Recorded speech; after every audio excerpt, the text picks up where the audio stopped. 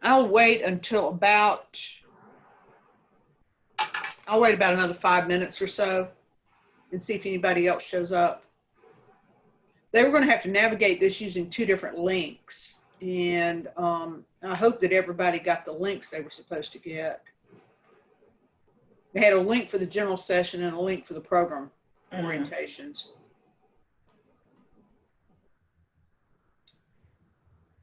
Hello, ladies. Did you all have any problem finding us?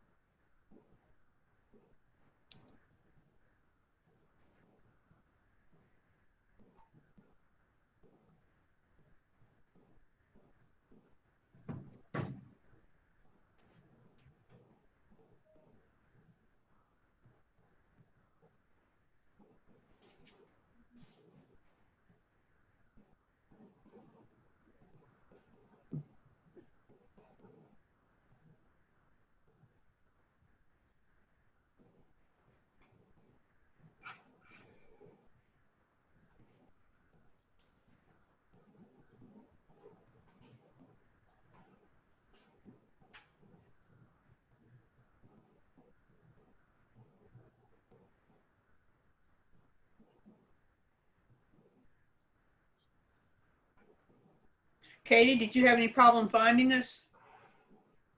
No, ma'am, I found y'all. Okay. How did they do that? Did they send you 2 links on an email? No, they on the chat, they put your email for whatever program you're in.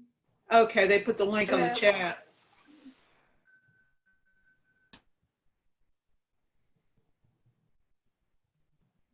Hi, Brianna, how are you?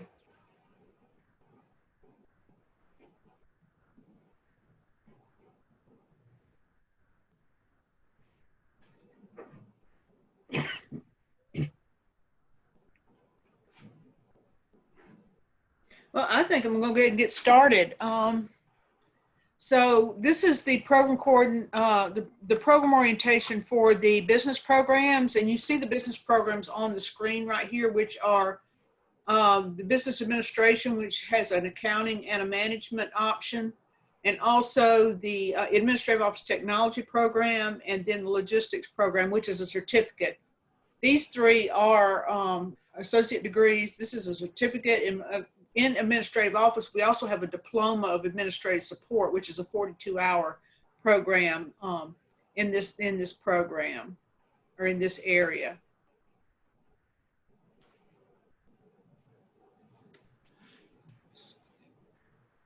Let's see my navigation. There we go. All right.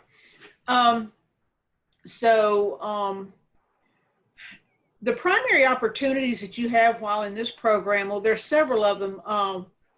One is, of course, we do internships. You're in your last semester, or typically in your last semester, you'll do an internship. And that internship gives you the opportunity to actually work in a real business, at a real job. And sometimes it could lead to getting a job. We have students who have gotten jobs as a result of their internship class that they did. So that's, that's probably one of the bigger opportunities in this program. We also have certifications you can get. You get a customer service certification. We're working on some for this fall. We're actually doing a pilot on a couple of supply chain certifications. And then in the spring, we're going to do a pilot on an advanced Excel or Microsoft Office Excel certification. So those are opportunities as well as to get certifications. So certifications always look good on a resume, and we're really glad that we're able to start doing pilots on these certifications because they do look really good on your resume.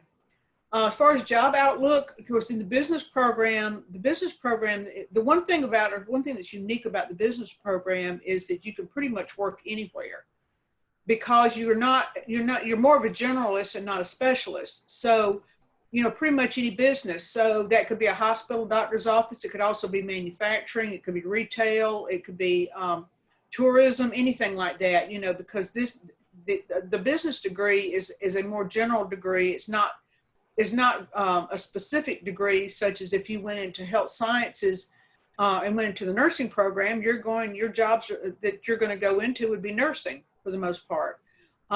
With a business degree, you can go into a lot of different industries, so you can find an industry you're interested in working in and just work your way up within that industry. So it's a really good degree to have, even if you have experience in other areas. If you're, have been in non-business areas, like if you've been in healthcare or something like that, a business degree is a good one to have because it'll help you move up within an organization. That's pretty much it concerning business degrees. We also have transfer opportunities. We have transfer articulation agreements. So we can, if you're interested in transferring to a four-year college, let us know as soon as possible so that we can make sure that you are on the right track to transfer. We have agreements with Claflin, South Carolina State, with University of South Carolina, with Coastal Carolina University. That's the newest one we have. So, and the Citadel, we have one also with the Citadel. So if you're interested, and honestly, I would encourage you, if you're going to be in business, I would encourage you to get a four-year degree. This is a good place to start and get, sometimes as much as, half of your four-year degree could be done here. We have an agreement. I forgot about Columbia College. Columbia College will take your associate degree, and then you can go to Columbia College with that, and then you have another year, 2 years, I think 2 years to finish there, and you have a bachelor's degree from Columbia College. Claflin is actually less than that. Claflin, they're telling our students 12 to 18 months if you go to Claflin from here. So you can get a business degree fairly quickly, once you finish here, and I would encourage you to do that. In the business world, you will open up a lot more job opportunities for you with a bachelor's degree.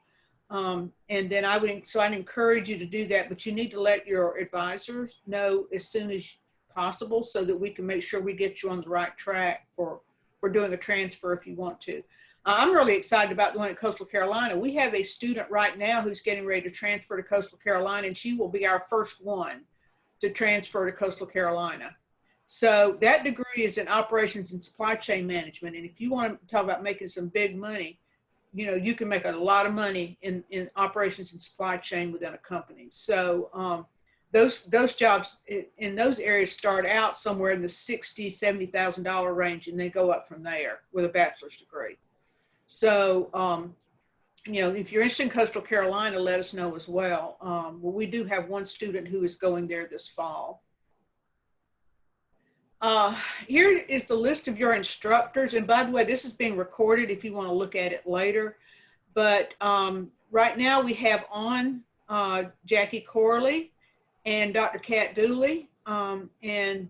Jackie does a lot of our business classes, but also some of our accounting classes. And then Dr. Kat Dooley is primarily accounting. She does occasionally teach a personal finance class for us, and both of them are on now. So if y'all want to wave and say hello. Good morning, ladies. And you see their names down at the bottom of their screens, so you'll know them. And I believe you all have already been taking classes, haven't you? Because I recognize your names. Is that right? Katie, did you take classes this summer? Yeah, no, I'm not taking this summer. I took them at OP. I took the econ class for me. Oh, yeah, that's right, at OP. I know I remembered your name. And Brianna, did you take classes this summer or in the spring? No, ma'am, I accidentally ended up signing up for summer classes instead of fall. Okay. If you want to finish your degree a lot faster, you should do summer classes, even if you only do a couple of summer classes. Because whenever we tell students that you can finish in 2 years, that 2 years includes one summer. So you want to think about that, that you probably will need to do one summer here. Because there's one particular class, if you're in the business program, it's a Management 120, which is small business management. And then if you're in AOT, there's the office management class. Both of those classes typically only run in the summer. So, and also if you're in AOT, they have some CPT classes that only run in the summer. So, I would, encourage you to take summer classes. It will help you get through a lot faster. Then we have Mr. Prabhakar, Mr. Tarun Prabhakar, and he's considered a lecturer here and teaches 6 classes for us. And I don't see him on. I don't think he is on here today.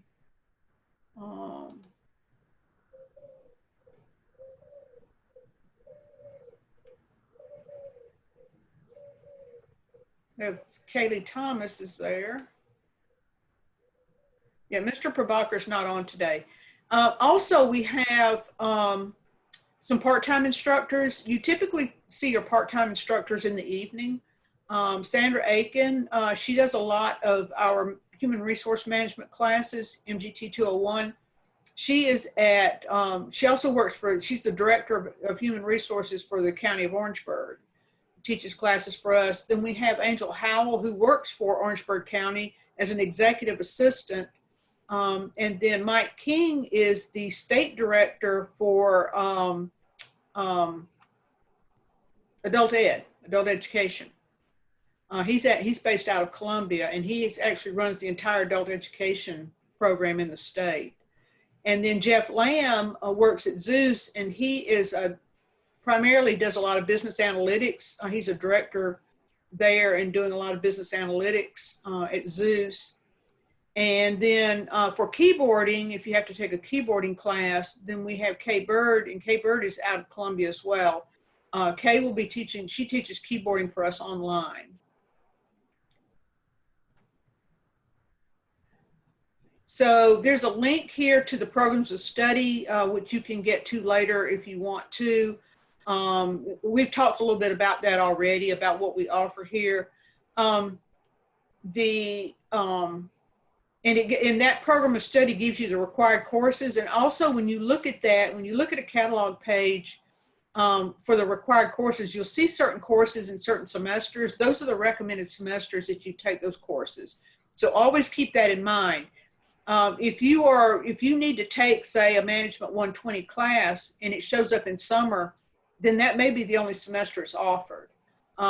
We have our core courses like Business 101, Management 101, Personal Finance, and Business 101, Management 101, Business 101, and Personal Finance is offered every semester. Marketing 101 is offered, we've started offering it about 2 semesters. Accounting 101 is offered every semester. There are some courses that are offered every semester, but not all courses are offered every semester. And you will find that a lot when you get to the upper level, 200 level classes. Many times those are only offered once per year. So you have to keep that in mind as well. But if you look at the catalog page, those are the recommended semesters, and you should try to stick to that because you may not be able to get those classes in a different semester. We've already talked about some of the certifications that we're looking at coming up. Then the types of classes. So in your previous session, did they explain much about the types of classes we offer, the difference between hybrid and flex? Didn't talk much about that. In this department, I mean, you may come across some traditional classes at some point in time. You often see those in things like general ed, like English, math, and those types of classes. In the business area, in the business classes, we do not offer any traditional classes anymore. They're all either hybrid or flex or online. And we do a lot of mini sessions as well. You'll see that. So a mini session will be an 8-week session. And so a traditional class would meet twice a week, Monday and Wednesday, or Tuesday and Thursday. The hybrid class will show up with as 2 days, usually Monday, Wednesday, or Tuesday, Thursday, but the class only meets 1 day per week. So you meet 1 day per week, and then the balance of that attendance is done through assignments. So if you look at our fall schedule, we have structured the fall schedule so that you all only have to be here on Monday and Tuesdays for business classes. I don't have a lot of control over what general ed's doing with their Englishes and maths and things like that, but I do have control over the business area. And so we're trying to schedule our business classes so that you can get them done in 2 days on Monday and Tuesday. And then that way you don't have to worry about being here all week long. And so that's kind of how we do our classes. The flex class is also a hybrid class, except that with the flex class, there's usually 2 different time slots during that 1 day. So, and oftentimes that's a day and a night. So you'll see different times on there. You'll see, for instance, Business 101 is on Tuesdays at 8:10, but it'll also show up on an evening. I think it's a Tuesday evening. It might show up at 5 o'clock. Well, you just come to one of those. You don't come to both of them. So it has a daytime and a nighttime, and you choose which one you want to come to. So that's the way the flex classes work, and they have an X on them. Then we have a number of mini sessions that we offer. We do August starts, and those will run August to October. And then we have the ones who will start in October and they'll finish in December. So those 2 8-week terms, they run back to back. So this fall, you could take a Business 101 from August to October. And then when that finishes, then you'll pick up a Personal Finance BAF 101 from October to December. Are there any questions so far about what we've talked about?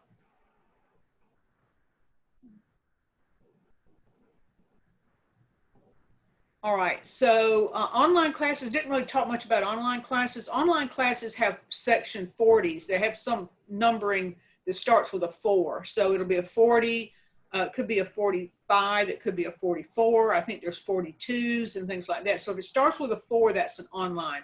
And those are traditional online classes.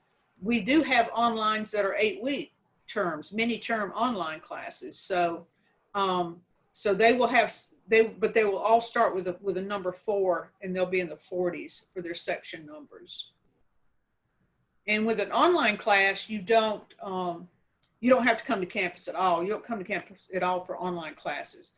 Even with our hybrid classes, though, what we're doing is we're starting this fall the hybrid with synchronous online. So there'll be an instructor in the room, and we'll be using Zoom like this, so that you all can sit at home if you want to, if you don't feel comfortable coming to campus for a class, but you would like to sit in on a live class so that you can answer questions or ask questions from your instructor.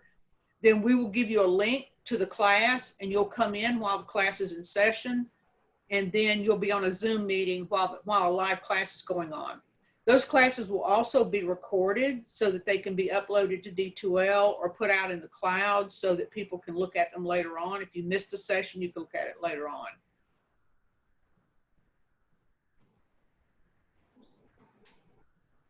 So we talked about Flex and how they have an X in their section number.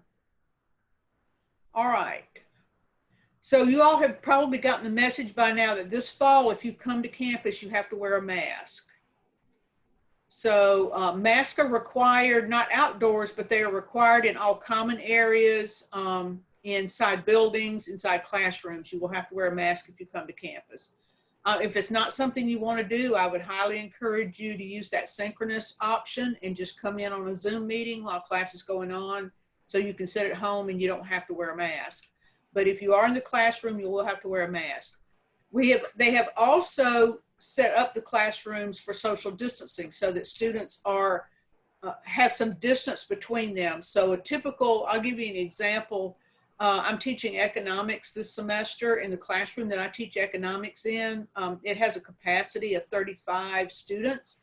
Well, that with social distancing, that's down to 10 students. So we will only allow 10 students in that classroom. If we have more than 10 students who want to come into the classroom, then what we're going to try, we will do one of two things. We will either try to find a second classroom and try to run the meeting at the same time using the Zoom, in both classrooms at the same time. Or if we can't do that, then what we'll have to do is split the class up so that some students meet on, in my case, some students would meet on Monday and the other group would meet on Wednesday. So we have to get that capacity down to what they have decided is going to be the capacity for the room. So we will have to either, we'll have to split the groups up if we have too much, if we have too many students signed up for a class for the capacity, we'll have to split them up and either do it on alternate days or do some type of a Zoom meeting and have the second group sitting in a classroom somewhere during that time period. Let's see.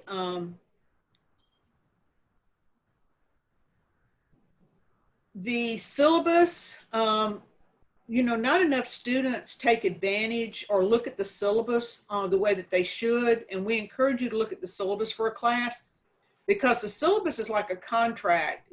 Basically that syllabus tells you what we plan to do for you.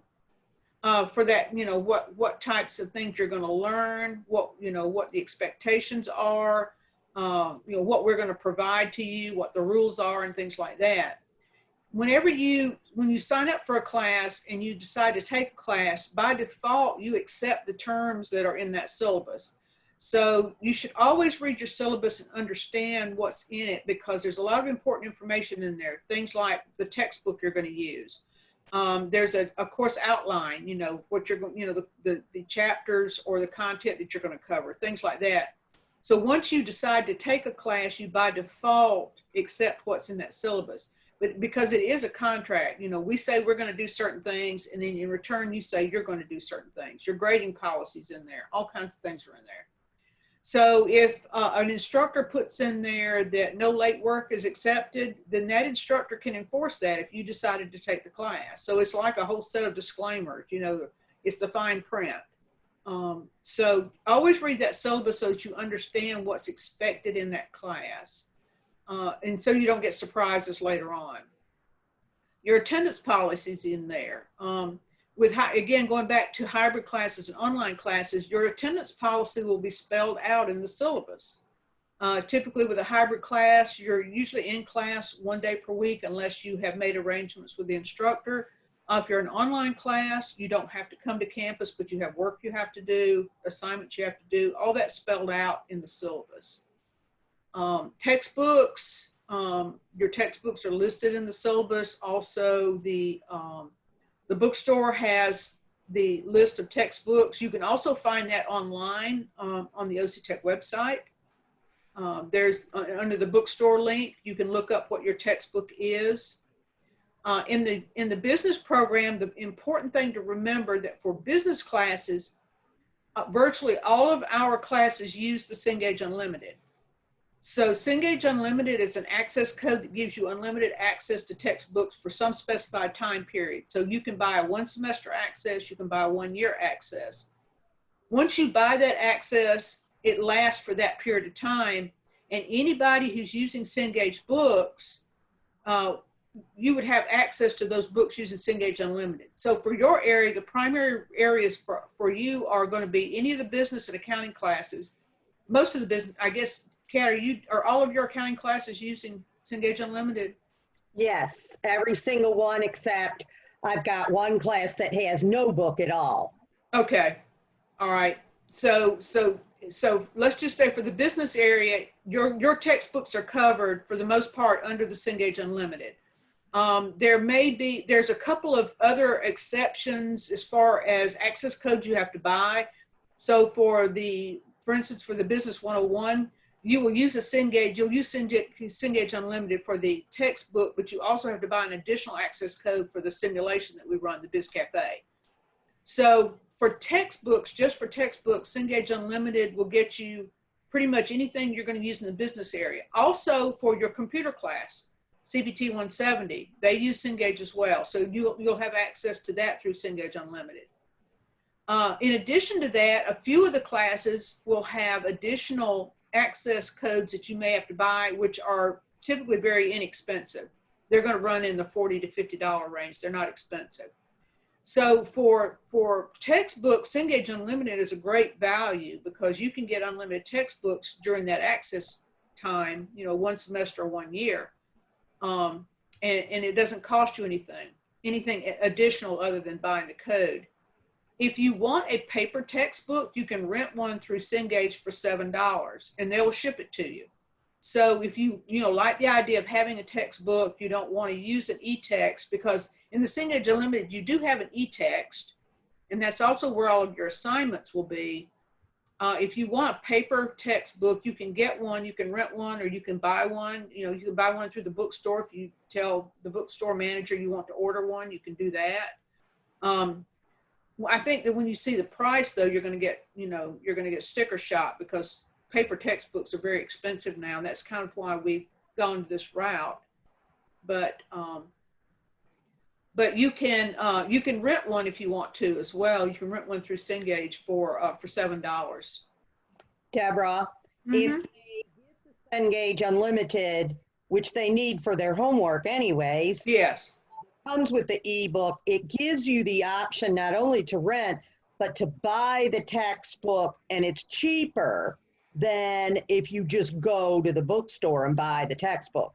So it's generally between $40 and $50, and then you would own it, as opposed to the rent one that you have to return at the end of the semester. Yeah. Don't they give you is it the loose leaf version that they give them? Either If they buy way, the it's bundle. the slate leaf version that you have to put into a binder. Yes. Yeah.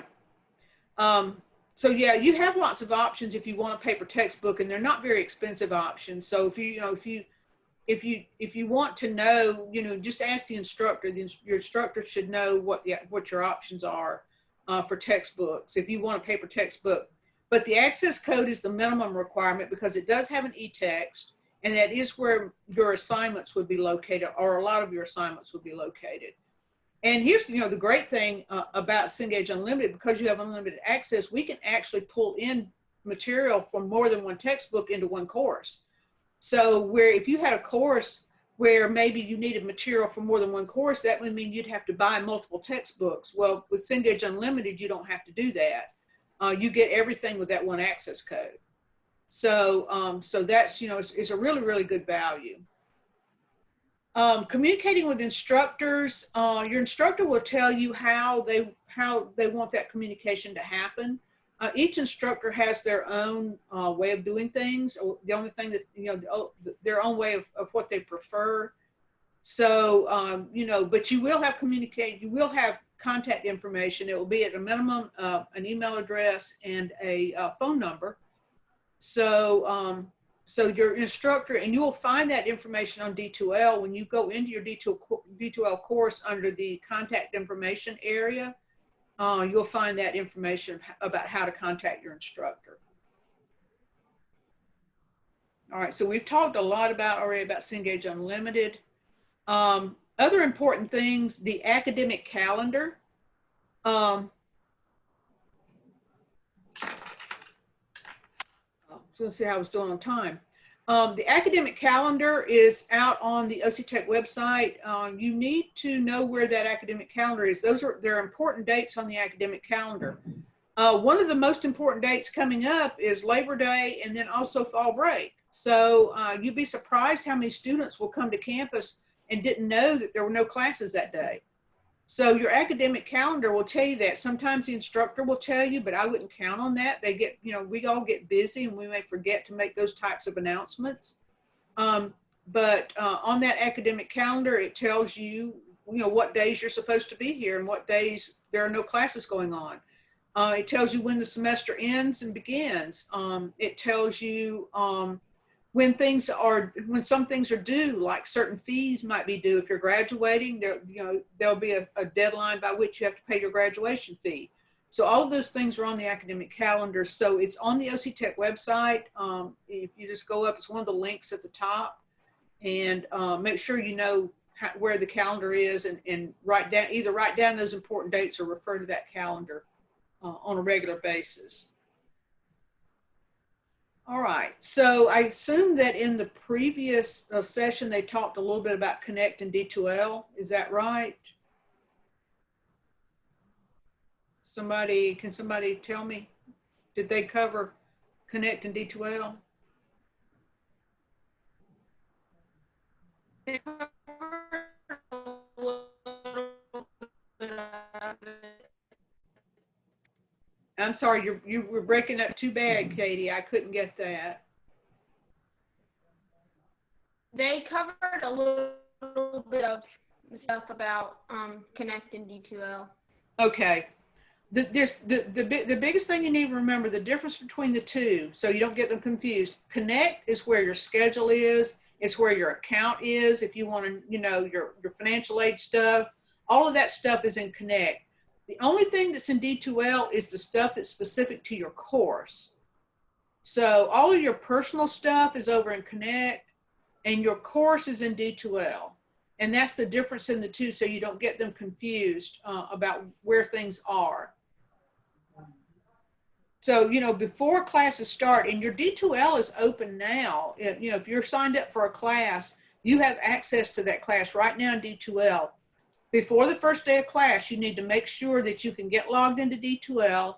If you have any login issues, that you go through the instructions that are on D2L about resetting your password or contacting them or whatever about your D2L access. Make sure that you can get logged into D2L before the first day of class, and just go out there and review your course and find out where things are.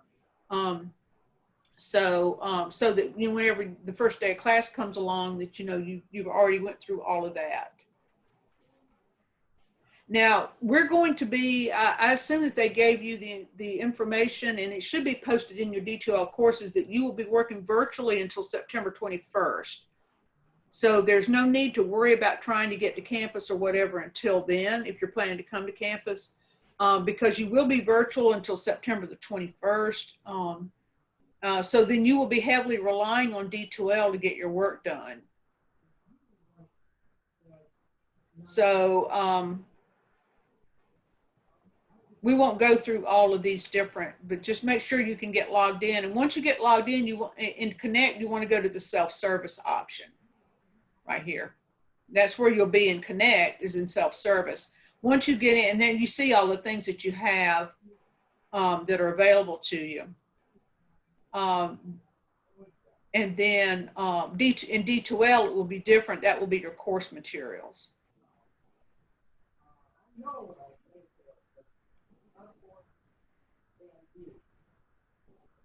Also, your school email is there as well.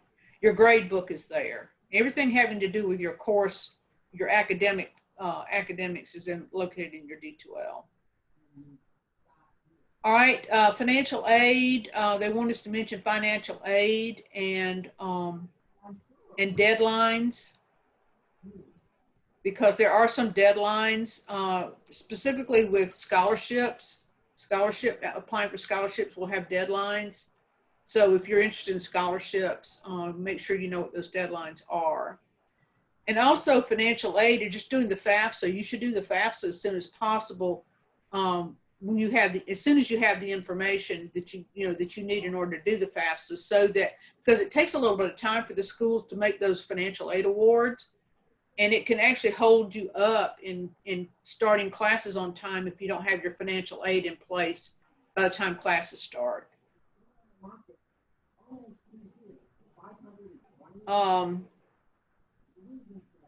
Let's see.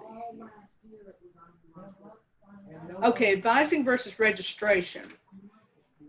So you will be assigned, when you come through the first time as a new student, you are advised through someone in the student services area. Once they make that initial advising, after that point, you are assigned a regular advisor in this department. So one of us that you see on the screen would be your advisor. And it's our job to get you through to graduation as quickly as possible, and helping you make the right choices for whatever you want to do. And that's why I said it's really important that if you do want to transfer to a university, you let us know that as soon as possible. And that way, if you do it that way, then you won't be taking some classes that may not transfer. Because not all the classes that we teach transfer, but we do teach a lot of classes that do transfer. So an example would be in your economics. If you're a business student, you're recommended to take Economics 201, ECO 201, although we typically will advise you into ECO 211, which is microeconomics, because microeconomics will transfer. ECO 201 will not transfer as easily as ECO 211 will. So if we know you're going to transfer, if we know you'll transfer, then we will definitely put you in ECO 211. So we know that it transfers. If you're telling me that you don't plan to transfer, that you're going to work after school, after you finish here, then I may put you in either 201 or 211. I could put you in either one depending on which one fits your schedule. So we need to know so that, that we know how to correctly advise you so that you don't take classes that won't transfer. But that's our job to do that. Now that's just the advising piece of it. And we'll do advising before registration actually opens. So what will happen is, like for this fall, we know about when registration is going to open. And sometime before that, 2-3 weeks, even maybe as much as a month, you will get an email from us saying that we need to do your spring schedule. And we'll be asking for information so that we can do your spring schedule. You need to reply back to that promptly so that we can do a spring schedule for you so that you are ready to go whenever registration opens. Because what happens is with some classes will fill up quickly, and you need to be able to register within a day or two of when registration opens. I dealt with this a lot at Clemson. I always made sure when I was at Clemson that I was out there the very first day that registration opened, because I had a certain schedule that I needed. And if I didn't get out there the first day, then those classes might fill up and I wouldn't be able to get that class at the time I needed to get it. So you can run up on that problem here as well with some classes. And especially if you want to do online classes, because those will be the ones that will usually fill up first. So you need to make sure that whenever your advisor reaches out to you and asks about advising for the next semester, that you go get back to your advisor promptly with that information so that they can do your, so that they can approve your classes, and then you're ready to register as soon as registration opens. In self-service, which is where your program evaluation is, you can look at the program evaluation. It will tell you what classes you need to take. It doesn't tell you what semester you need to take them, because that's in the college catalog. You can reference the college catalog for that. But it will tell you the classes you need to take. It also tells you where you stand at this point in time towards your degree. So if you've taken a class, then you'll sit out there with the grade that you earned in that class. If you haven't taken the class, it will also show you that you haven't taken. If it's been planned for a specific semester, that information will be in that program evaluation. You can get that on self-service, which is Connect. It also gives you your GPA. And your GPA, the important thing to remember about GPA is it is cumulative of all classes. So if you have taken some other classes that are not part of your program, your current program, those classes are still part of that GPA that you see there. GPA does not go away. It stays with you forever. So be careful about failing and withdrawing from classes, because remember what I said early on.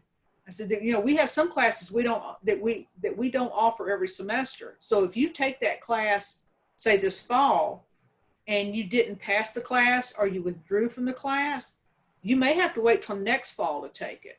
You may not be able to take it again in the spring. So be careful about failing classes and withdrawing from classes, which means that you also need to look at your course load and make sure that you can actually take all of those classes in a semester. You know, it's one thing to ask for 4 or 5 classes for a semester, and it's another thing to actually do 4 or 5 classes in a semester. And if, you know, you have to remember that 5 classes in a semester is a full-time job. You need to remember that. 4 to 5 classes in a semester is a full-time job. So if you're already working a full-time job, now you have 2 full-time jobs. And can you handle that? So, you know, be careful about signing up for classes when you don't know you can finish them. You need to be sure that you can finish that class before you sign up for it. Because once you get into it, you're past the point of no return then. You know, once you get past the add drop period, which is typically the first few days of class, once you get past that, if you're still in that class after that, then you're in the class. And your only option is to withdraw or fail the class if you don't complete it. So you keep that in mind. You know, 4 to 5 classes is a full-time job. What would you, Jackie and Kat, you all have any comments concerning that? Because we see this all the time. This is the biggest issue we see. Yes, I would say if you really look at that syllabus, like Ms. Jones was talking about, and really go through it and realistically look at your schedule, and you don't have the kind of time it takes, you're best off dropping the class before the end of the first week, because then you won't be charged for the class and it won't affect your GPA. But if also, we sometimes have students that are taking a class that is a prerequisite for other classes. That's right. And sometimes if you find that you're overwhelmed with classes and you have a job and everything, and you need to withdraw from something, get together with your advisor. Because just because you might be doing the worst in a certain class, if that's a prerequisite, you need to keep that class and pour yourself into it. And maybe we can withdraw you from another class that's offered every semester and isn't a prerequisite, to get your schedule load a little bit down. Jackie, you have any comments concerning class load? No, just everything that you were saying as far as students that are working. I know that we have a lot of students that are working, and maybe some of the students that are on now maybe working part-time jobs, but you know, you really have to think about your schedule, you know, when you are actually applying or registering for your classes, because you do want to make sure that you don't get overwhelmed. And sometimes we've seen that where it causes a lot of problems when students get overwhelmed. So, you know, and most of the time we will instruct students as to ask them whether or not they're working and determine whether or not we feel like they can handle a certain amount of number of classes. Yeah, and I would piggyback on that also to say that just because you want to take a class doesn't mean that I or any advisor has to approve that class.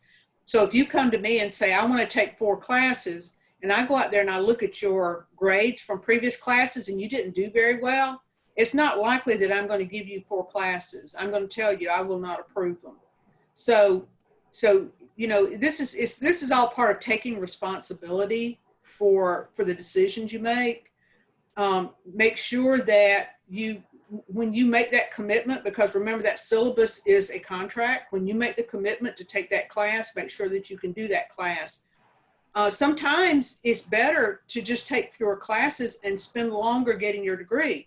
There is nothing wrong with that at all. That's the way I went to school. And you can see, you know, I survived it through 2 master's degrees. So I was never able to take full-time, you know, go to school full-time. I never had the luxury of going to school full-time and also, you know, being able to work, or I never had the luxury to even go to school full-time and not work. Every single class I ever took in my entire life, I'd done it while I was working full-time. So that meant I had, you know, I was taking 2 classes a semester. It meant it took me 10 years to get a bachelor's degree. I mean, that's the way it is. So what are your goals? You know, just make sure you know what your goals are. You know, if your goals are to finish quickly, you know, get through and finish quickly, then you probably don't want to commit to a job. You know, we can give you flexible schedules, but we do not give you flexible courses. You know, once you get into that course, we have to teach a certain amount of that content. Otherwise, we get in trouble with our accrediting agencies. So if that syllabus says we're going to teach that, you know, then, you know, for the most part, you know, a large portion of that's going to be taught and you'll be responsible for it. So again, we kind of harp on this because we see the biggest issue that keeps students from progressing, and the biggest reason why they drop out and never come back is because they just bit off more than they could chew and they got overwhelmed. So again, going back to what Dr. Dooley said, because you don't want to be the one to decide if you have to withdraw from a course. You should not be making that decision which one to withdraw from. You need to talk to your advisor, because you could withdraw from a class that would set you back an entire year in your program. Just keep that in mind. There are some classes that if you just chose to blow it off and withdraw from it, you could set your time, you could actually extend your time here by a year, a full year. So be careful about stuff like that. And we're trying to do a better job of getting that message out, because we see students do it. I had one over this past summer who did not finish a Business 101 class. That's a core class. She can't even move into 200 level classes this fall. She'll have to wait an entire year because she withdrew from the class. And so, and that was one of those prerequisite classes to some of the 200 level classes that we teach. She won't do those classes this fall. She'll have to do them next fall. So she just extended her graduation date by 1 year. Ms. Deborah, I want to also add that I think that for most of the business syllabus, we do have that in there. Mm-hmm. The prerequisite courses that students should be careful about withdrawing from, they should be listed in the syllabus. Yeah, we're doing a better job of getting that message out there. And because there's primarily in the business program 3 prerequisite courses. And I'll let Kat talk in a minute about accounting, because accounting is a little different. But I'm talking about in the management degree and in the AOT, Administrative Office Technology, there are primarily 3 business courses that are prerequisite courses. If you don't get through those in your first year, the first 3 semesters, if you don't get them done in the first 3 semesters, you will not go very much farther after that in the fall. And they're Business 101, Management 101, and Management 206. And you take Business 101 and Management 101 typically in the fall, and Management 206 typically in the spring.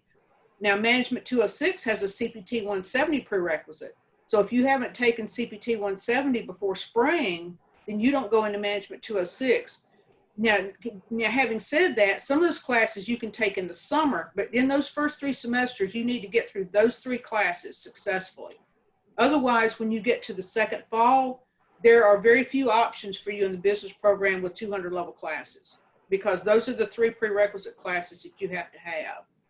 So just keep that in mind. Be very, very careful. So Kat, you want to talk about prerequisites in accounting? Yes, we have the similar thing.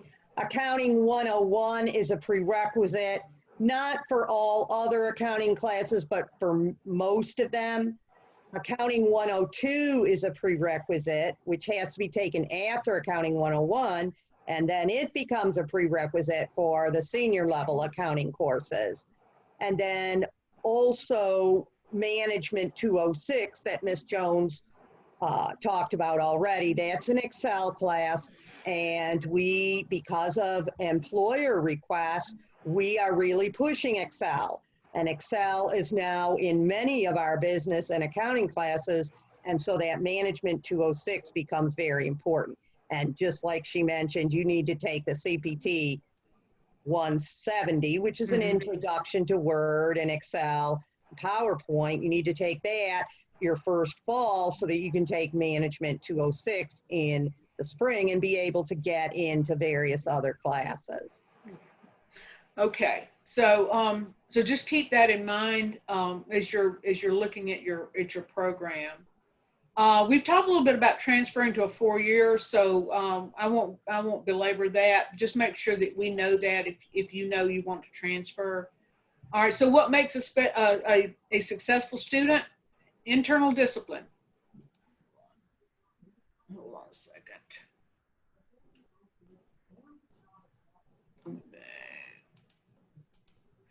Internal discipline, because especially if you're in online classes, there won't be someone there to tell you what to do and when to do it. So you have to be able to kind of work self-directed. But even in our other business classes, even if you're coming to the classroom, you need to be self-directed, because we don't get into a lot of hand-holding and things like that. You know, we tell you what you need to do. I mean, we tell you what needs to be done, and you have a calendar to follow. That's your course outline. But we're not going to, you know, continually remind you about things that need to be done. So don't count on that. Sometimes some instructors make more announcements than others, but I wouldn't count on that. You need to be sure that you're following your course calendar, because the due dates for everything should be out there. So, you know, this is, like I said, you know, we're preparing you for work. We're preparing you for your next job, and your employer doesn't want to have to micromanage you. So we don't get into micromanaging our students either. You know, you should be able to do what you need to do and when it needs to be done. But it becomes even more important when you're in an online class, because you're not actually coming to class. You're actually having to, you know, have the initiative to get things done on your own. Again, be careful with that time management, you know, and how many classes you're taking. Rule of thumb, number of hours to study, 2 times the number of hours per week for the class. You know, if it's a class that meets 2 days per week, then that's 2.5 hours. So 2 times that means 5 hours for one class. If you're in a mini term, then double that, because a mini term is 8 weeks, and we still teach the same amount of content in 8 weeks that we do in 15. So, you know, keep that. As I said, if you're taking 4 or 5 classes, you have a full-time job, pretty much. You have a full-time job.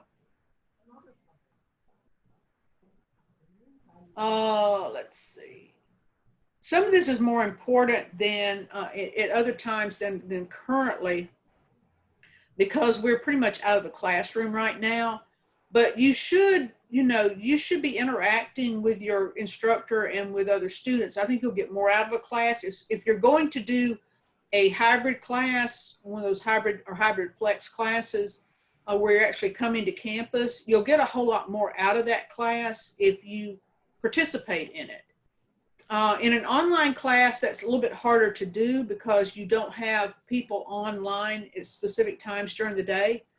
But many of your online classes do have discussion boards and things like that, and that's where you can actually participate in class, is through those discussion boards.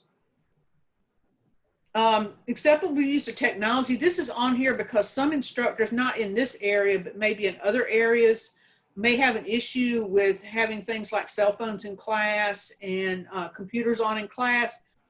You know, in the business program, you're supposed to have a laptop and bring it with you to class. So you will have a device in the classroom anyway. So the technology stuff is sort of a non-issue for most of us, because we are asking students to have their own laptop.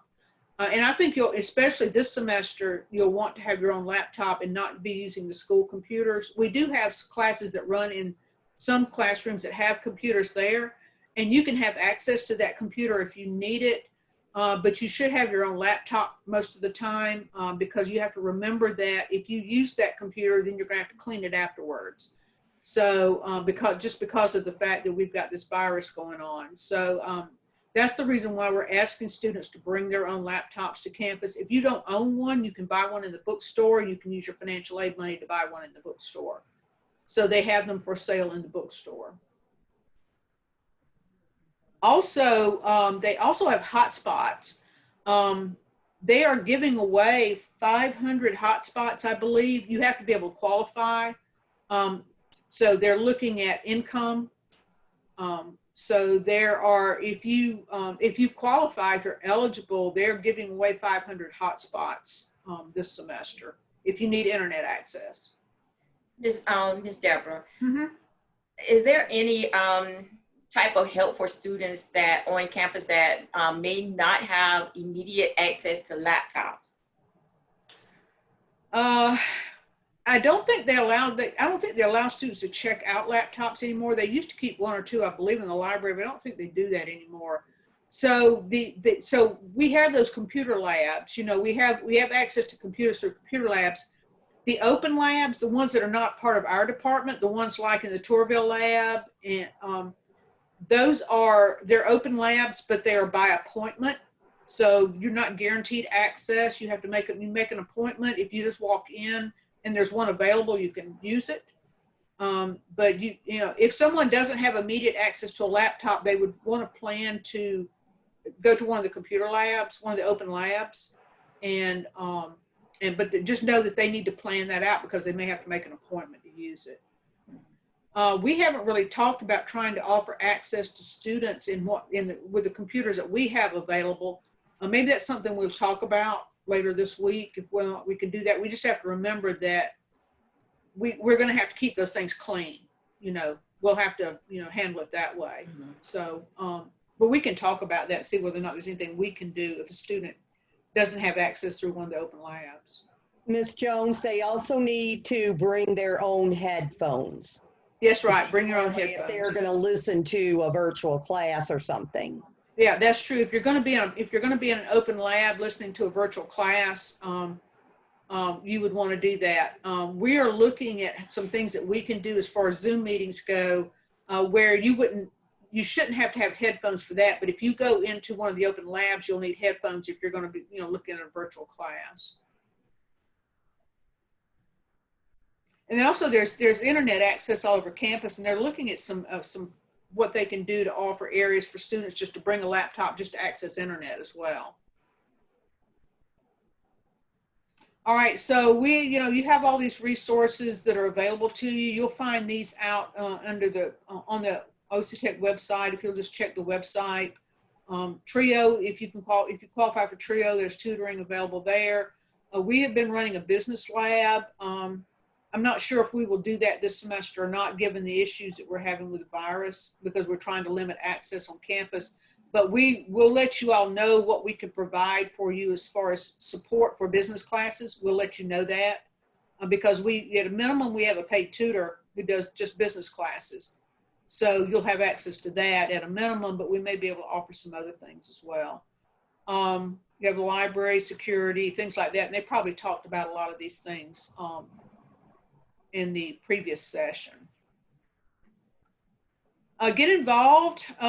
This is on here, and we're asking people to get involved. However, this is going to be kind of tough this semester. Really, all on-campus events like these have been, as far as I know, been canceled, or they were for the summer. I don't know that anything's going on this fall, but once they do start up again with allowing students to be involved in student organizations, you need to get involved in them. And then lastly, we talk a bit about the QEP, which is our quality enhancement plan. There's a focus on some skills that employers are asking for, workforce skills. And this is what the QEP is about. So we may be assessing you or giving you special assignments to do that are related to assessments for QEP. They are along the lines with computer skills and communication skills for the most part. And then with what they call soft skills, timeliness, can you meet a deadline? Can you come to class on time? How well do you communicate? Things like that. And then before you graduate, you will take the Work Keys exam. And the Work Keys exam, there's actually 3 of those that you'll take. Those will give you a certification of some type, depending on how well you score on the Work Keys exam. We'll talk more about that when you get to that. You'll do it in your final class, your internship class that you do here. That will happen at the end of your program. So we'll talk more about that then. And so as I said earlier on, we're trying to prepare you to go to work. So the things that we do for a reason. We're just trying to make you a good employee. And make you marketable to employees or employers so that you can find a lot of job opportunities. So, things like communication skills are important. Things like dress are important. Those types of things. In addition to the technical skills, which are those things that you learn in your classes, you need those soft skills as well. So, you may think, well, what does this have to do with business, or what does this have to do with marketing or whatever? But it's all together, because in order to work in a business, you have to have more than just the technical skills. You have to have those soft skills as well. So if you don't show up for work on time, eventually you'll lose your job. I mean, this is what employers are telling us. These are the things they're having problems with. People don't come to work on time. They end up losing their job for that reason. People don't communicate very well. And that's both verbally and written. So expect to be doing those types of exercises in your classes so we can prepare you to be a good employee whenever you get ready to look for a job. Also, make sure that you're impressing your faculty, because you can use your faculty for references.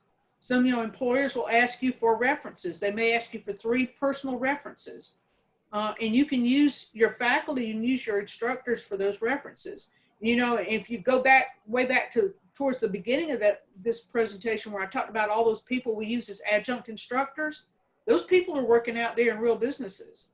And, there may be, they may offer you an opportunity to work in their companies, if they're impressed with you. So you need to impress your instructors, impress them with what you know, with how professional you are, all of those things, how good your grades are, all of that.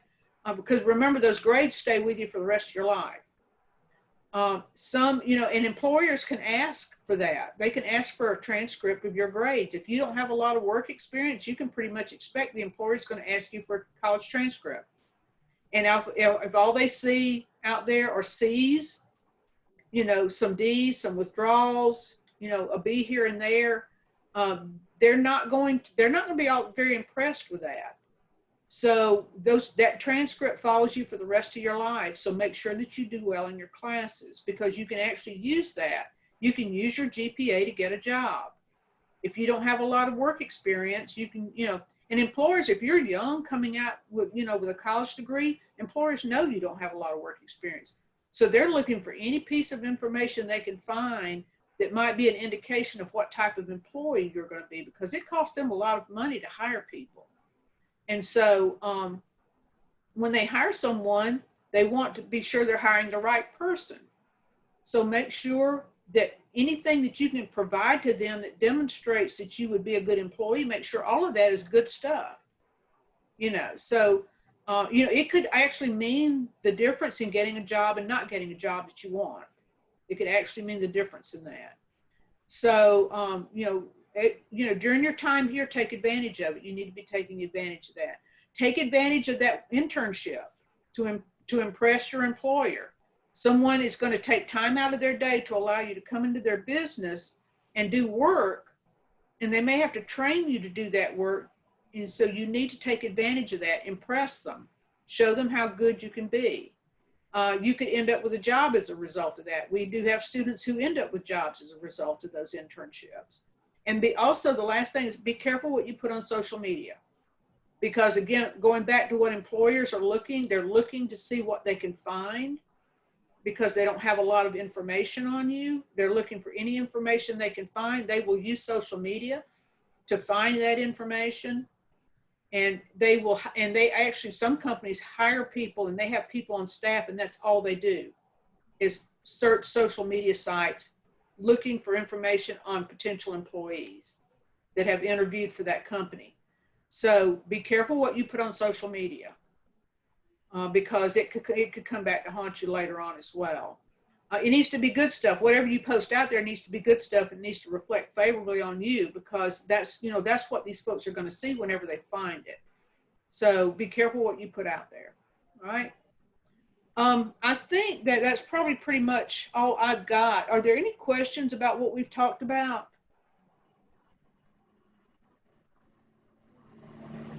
I know it's a lot. Any questions from anyone? Any final comments? Yeah, Jackie? Nope. Anything you want to add? No, I don't have anything. Well, we're all very happy that you have gone ahead and registered here at OC Tech.